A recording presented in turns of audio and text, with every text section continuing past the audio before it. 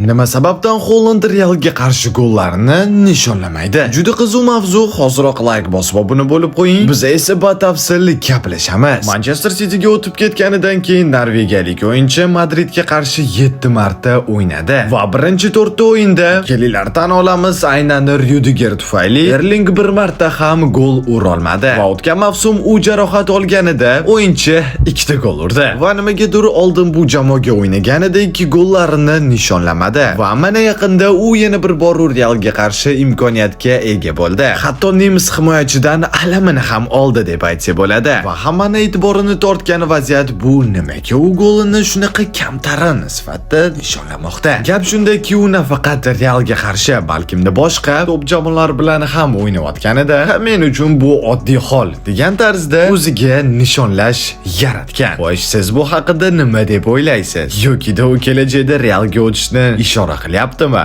Qaysi jamoaga muxlislik qilishingizdan qat'iy nazar telefoningizga dahshat futbol fonlarini qidirayotgan bo'lsangiz, hoziroq bizni Telegram kanalimizga obuna bo'ling.